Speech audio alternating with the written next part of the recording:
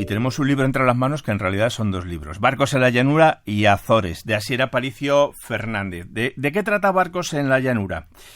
Bueno, pues nos encontramos en la época de la España colonial, cuando era el país más importante del mundo, se codeaba los océanos con las grandes naciones, y testigo del sueño ilustrado, pero también de su decadencia, nos encontramos con una época en la que los barcos navegaban por la llanura castellana, en una de las obras de ingeniería más importantes de la época y que todavía nos siguen asombrando.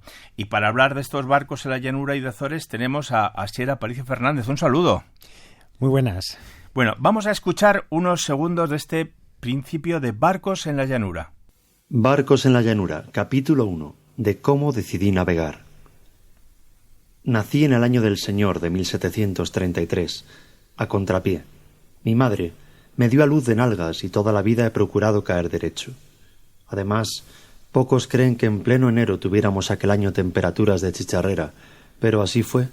Fue en la región del Río de la Plata, y más, en todos los virreinos por debajo del Ecuador es verano, cuando aquí es invierno. Bueno, esto es la narración que nos hace el protagonista de la obra. ¿Quién es el protagonista, Asier?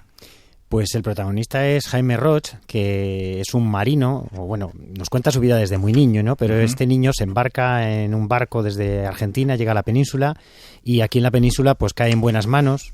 Yo diría que es como una novela de picaresca, pero en el buen sentido, porque tiene suerte este protagonista, tiene buenos maestros, y cae en manos de gente ilustrada, importante de la época, ¿no? Y él estudia pues la carrera de Marina en la Academia de Cádiz, y bueno, en aquel momento casi los más sabios de España pues dependían del ejército o estaban vinculados al ejército, y luego nos va contando la novela pues toda su vida, ¿no?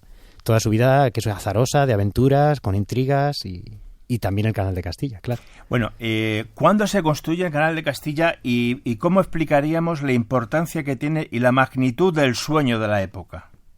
Bueno, pues yo siempre cuando me hacen esta pregunta a razón de la novela, pues hago como dos comparaciones. Por un lado, que es como el AVE de aquella época, el Canal de Castilla, cuyo proyecto era ambiciosísimo, porque pretendía cruzar desde el mar Cantábrico hasta abajo, hasta Cádiz, ¿no? Y luego incluso cruzar hacia el Mediterráneo.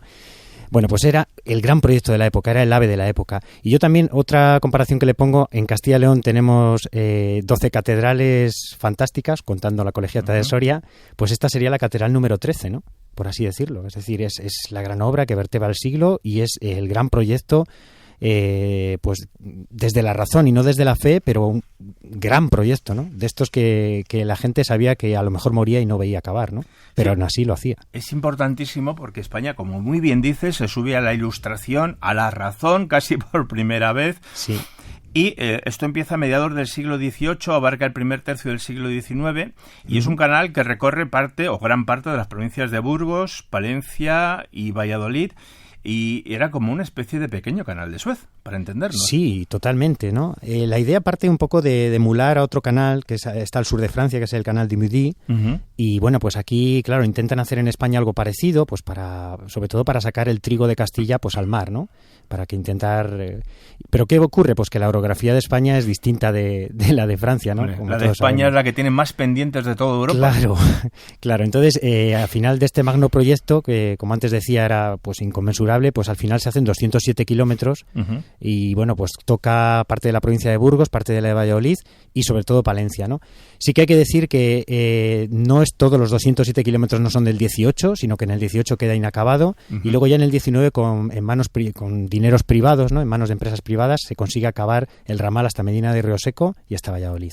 Que son los dos ramales efectivamente que hay y que ahora se utilizan, si no me equivoco, para surtir de agua a la zona y también con fines turísticos. Claro. Es un poco ese es el legado que ha quedado del canal, porque la navegabilidad pues quedó desde muy pronto desbancada, ya que apareció el ferrocarril y ya pues no se veía salida al tema del canal, o se veía una salida, pero es mucho más lento que el ferrocarril, que duda cabe, ¿no?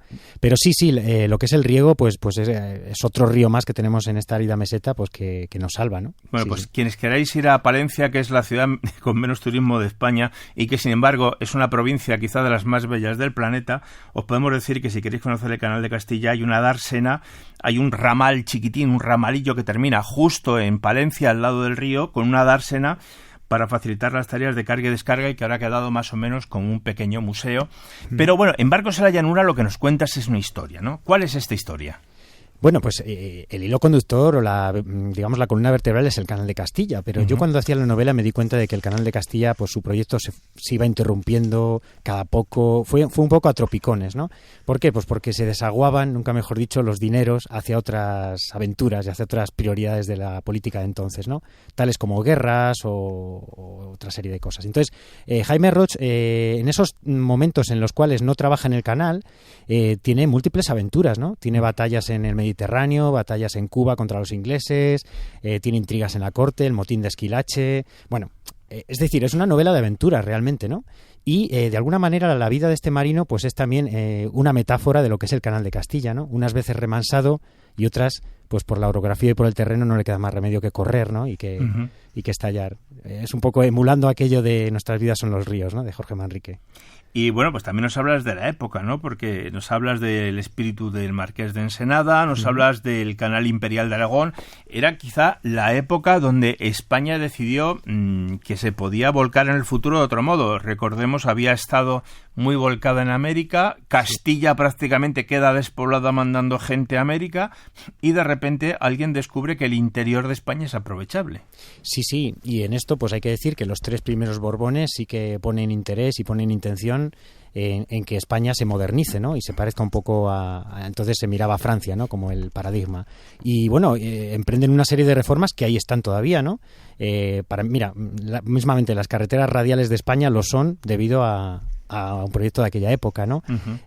Bueno, esto del canal, pero es que también se funda la Real Academia de la Lengua, la de las Artes, todo lo que conocemos el Madrid más bonito en torno al Prado, pues también es cosa de Carlos III, la Lotería Nacional, bueno, hay una serie de reformas que todavía duran hoy que emprenden en el Estado en aquel momento, ¿no? Entonces sí, somos de alguna manera muy herederos del siglo de la Ilustración, ¿no? Aunque es verdad que pasamos un poquito de puntillas por este país, por la Ilustración. Es muy curioso porque hasta la entronización de Carlos IV se va haciendo muchísimas cosas en España, entre ellas el canal, y después de entronizar a Carlos IV hay 4 años en los que acaba el ramal norte, uniendo el de Campos de Calahorra de Rivas, empiezan a navegar las primeras barcas en los tramos construidos, y en 1792 con Carlos IV se para todo. Sí. Y a partir de ahí, coincidiendo con la muerte de este proyecto, llega la horrible decadencia de la sociedad española, de España como proyecto, en la que estamos sumergidos. Sí, efectivamente, ¿no? Ahí empieza con Carlos IV, como tú bien dices, y luego ya Fernando VII, ni te cuento, ¿no? Es decir, entonces, claro, es verdad que hay una decadencia muy grande. Luego con Isabel II se intenta un poco acabar esto del canal, ¿no? Pero sí. Ahí se pierde todavía más dinero, no nos engañemos. En esa época se perdía, y en el de María Cristina se perdió absolutamente todo el dinero en España. ¿Fue terrible? Sí. No, la verdad que yo diría que ese siglo XVIII es como nuestro último gran aliento como imperio, ¿no? Y a partir de ahí es el estertor, es verdad. Es como que... Entonces, a mí es una obra que por otro no hacíamos justicia cuando pasábamos por los libros de literatura e historia, como se pasaba como muy de puntillas, ¿no? Por el siglo XVIII. Y yo he de reconocer que gracias al canal pues he llegado a amarle también. Por una cosa, Miguel Ángel, porque en aquella época sí que se amaba a la gente inteligente. Se la buscaba, ¿no? No se la dejaba de lado. Entonces yo creo que en eso sí que podemos copiar, ¿no? Es decir, los sabios de la época, no solo en España, sino en todos los países, eran honrados y queridos y fomentados. Ya, bueno, también a lo mejor lo estamos idealizando también un poco, verdad, no te creas, ¿eh? Sí que hay, o sea, hay un interés por el saber, ¿no? Se fundan todas las academias de las ciencias, de las artes, ¿no? Bueno, ¿eso no llega a todo el pueblo? Pues no, claro que no. Los ilustrados son 4, ¿no? Y luego pues tendrá que pasar la Revolución Francesa y recordar ciertas cosas, ¿no? Vale, ¿y qué relación podríamos encontrar entre este libro Barcos en la Llanura y otra novela histórica tuya que ocurre pues 2 siglos antes aproximadamente, La Espada Cincel, con Alonso de Berruguete de protagonista? Porque sí que se puede decir que hay algún espíritu de modernidad que hace coincidir tanto La Espada Cincel como Barcos en la Llanura. Claro, sí. Bueno, pues ¿qué hay en común? La gente soñadora, ¿no? Tanto Alonso Berruguete como Jaime Ross o todo el proyecto del canal nace de gente que se atreve a soñar, ¿no? A pesar de la realidad. Entonces, en La Espada Cincel nos vamos a una época bastante anterior, ¿no? Que es 1527 en Valladolid, pero es un Alonso Berruguete pues que a pesar de todo lo que le rodea y de las circunstancias, por cierto, muy cercanas al levantamiento comunero, que hemos celebrado... Sí, la semana pasada, justamente, el fin de semana pasado. Sí, hemos celebrado pues los 500 años del levantamiento comunero, pues todavía está presente en 1527 ese ambiente posguerra, ¿no? Y él, digamos que se hace eco de todo eso que le rodea y, bueno, como siempre, el arte y la gente que soñamos con esto del arte, pues al final lo que haces es un crisol de la vida, ¿no? Intentas destilar aquello que a veces no es tan bonito, pero intentas crear belleza, ¿no? Y es lo que hace Alonso Berruguete en sus tallas, ¿no? Aunque muy polemizadas, ¿no? Y sí, que también tuvo sus problemas porque les parecía demasiado moderno. Cosas veredes, amigo Sancho. Bueno, aparte de La Espada Cincel, hoy estábamos hablando de Barcos en la Llanura y Azores, porque es un libro que tiene dos libros. Y Azores, yo diría que casi parece un libro de poesía épica, o ¿cómo lo podíamos denominar? Sí, bueno, yo me considero más narrador que poeta, ¿no? Pero bueno, también he hecho mis pinillos con la poesía y me apetecía, pues, una historia de una batalla, que es la batalla de las Azores de 1582, en la cual, pues, tuvo un comportamiento heroico un galeón, ¿no? En esta batalla, porque digamos que le rodean 5 galeones franceses y aguanta el tipo durante 2 horas, ¿no?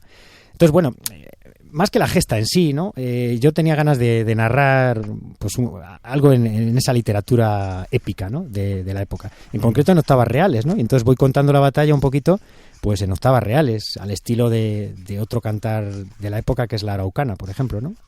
De Alonso de Ercilla. Y bueno, es un poquito eso, ¿no? Intentar retarme. Yo muchas veces, pues la literatura también me sirve para eso, ¿no? Para retarme, para intentar contar las historias de otra manera.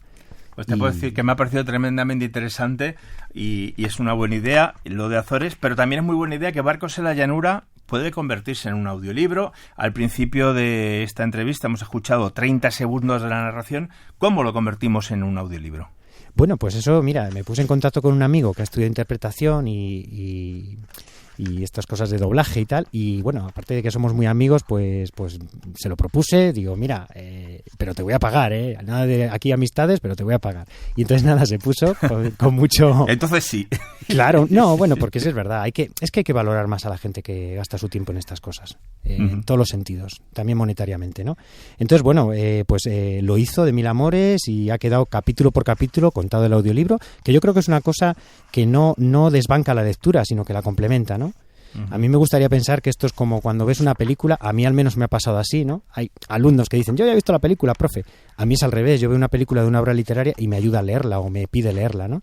Pues eso pretende también un poco el audiolibro, ¿no? Intentar acercarte a una obra y luego pues coger el libro y leértelo también, ¿no? Bueno, hay que explicar cómo se convierte en audiolibro. ¿Qué es lo que lleva en cada principio de capítulo para poder convertirlo en audiolibro? Bueno, pues aquí he tomado una idea que ya hemos utilizado en Toca la Sang, que es otro libro de relatos que tengo relacionados con la música, y en ese libro pues poníamos un código QR al principio del libro y ahí aparecía todo el disco, las canciones, ¿no? Que después cada canción te lleva un relato. Pues aquí es algo similar, ¿no? O algo semejante, que es coger un código QR y al principio de cada capítulo pues colocar ese código QR.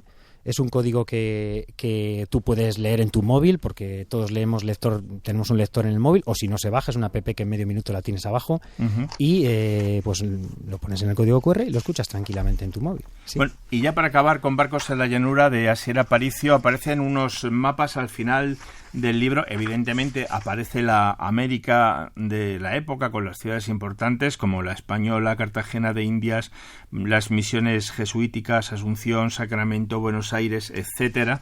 Pero también aparece un mapa de España donde los puntos importantes son Santander, Noja, Torrelavega, Los Corrales, Reynosa, Burgos, Valladolid, Medina del Campo, La Granja de San Ildefonso, Madrid, Aranjuez, Ocaña, Almagro, Sevilla, Cádiz, Gibraltar.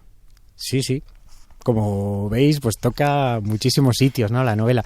Es lo que decía antes, es una novela de aventuras, ¿no? Entonces, y por cierto, mira, también voy a lanzar el globo, ¿eh? Yo creo que es muy llevable a una serie, ¿no? Porque es verdad que va capítulo por capítulo, va teniendo todo tipo de aventuras y nos lleva por América, nos lleva por hasta Italia, nos lleva por el Mediterráneo, por el Cantábrico.